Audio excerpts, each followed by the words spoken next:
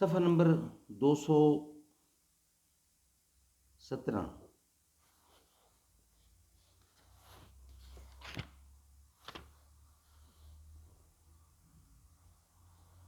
سیرت النبی جلد اول۔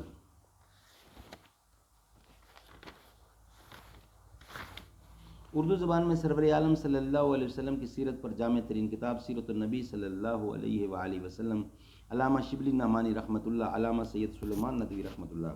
اعوذ باللہ السمیع العلیم من الشیطان الرجیم، بسم اللہ الرحمن الرحیم۔ الحمد للہ رب العالمین والصلاة والسلام علی رسولہ محمد وعلی آلہ واصحابہ اجمعین۔ ہمارا سبجیکٹ چل رہا ہے غزوہ بدر، اس کا آخری میلاد ہے۔ آن حضرت صلی اللہ علیہ وسلم کے استمزاج کے جواب میں جن لوگوں نے جانثارانہ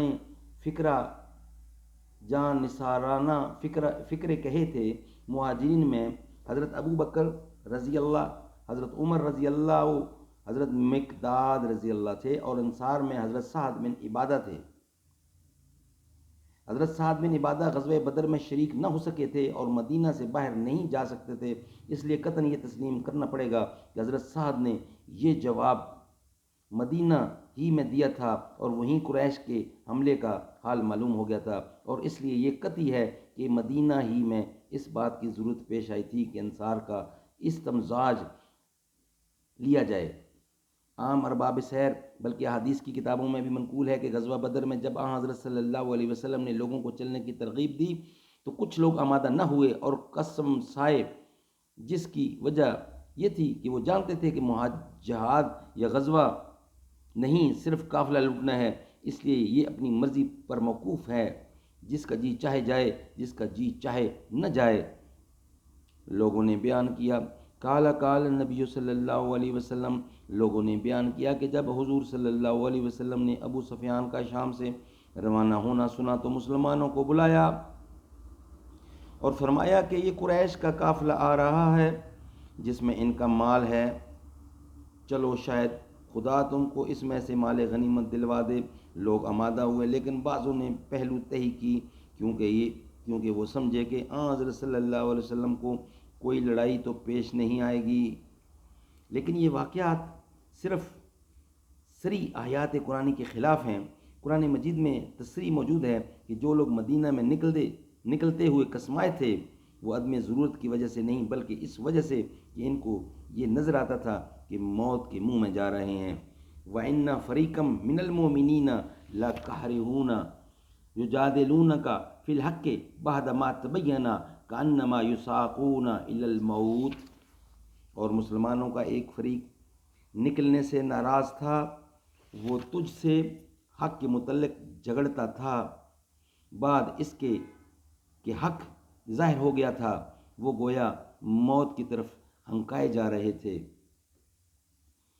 تمام کتب حدیث میں اور سیر میں تصریح ہے کہ مدینہ منورہ سے 1 میل چل کر مقام بحرابی غبطہ میں آپ نے فوج کا جائزہ لیا اور حضرت عبداللہ بن عمر رضی اللہ وغیرہ اس بنا پر واپس بھیج دیے گئے کہ ان کی عمریں 15 برس سے کم تھیں، یا یہ کہ سن بلوغت کو نہیں پہنچے تھے۔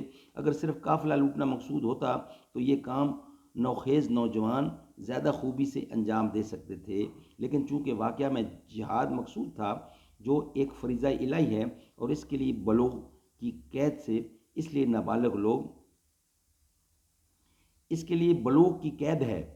نابالغ لوگ واپس کر دیے گئے کہ اس کے اہل نہیں۔ حافظ ابن عبد البر نے استیعاب میں روایت کی ہے کہ جب حضرت صلی اللہ علیہ وسلم نے لوگوں کو قافلہ قریش پر حملہ کرنے کی ترغیب دی تو خزیمہ رضی اللہ نے، جو ایک انصاری تھے، اپنے بیٹے سعد سے کہا کہ مجھے جانے دو اور تم یہاں مستورات کی خبر گیری کرو۔ سعد نے کہا حضور اگر کوئی اور موقع ہوتا تو ضرور میں آپ کو اپنے اوپر ترجیح دیتا، لیکن یہ شہادت کا درجہ ہے، میں اس کو کیوں کر چھوڑ سکتا ہوں؟ چنانچہ قرآن اندازی ہوئی اور سعد رضی اللہ کا نام نکلا۔ سعد شریک جنگ ہو کر شہید ہوئے۔ اس سے صاف ثابت ہے کہ قافلہ لوٹنا نہیں بلکہ جہاد پیش نظر تھا اور لوگوں کو دولت شہادت کے حاصل ہونے کی آرزو تھی۔ انشاءاللہ اس کا بقیہ حصہ نیکسٹ ویلاگ میں بیان کیا جائے گا۔ ثابت ہوا کہ جنگ بدر یعنی غزوہ بدر حضور اکرم صلی اللہ علیہ وسلم نے اللہ کی مرضی سے شہادت کے لیے اور مسلمانوں کے سرخرو ہونے کے لیے اللہ کے حکم سے کیا، نہ کہ مقصد تھا مال غنیمت۔ یہ بالکل غلط ہے۔ اللہ تعالی ہمیں اس پہ عمل کرنے کی توفیق عطا فرمائے۔ صدق اللہ۔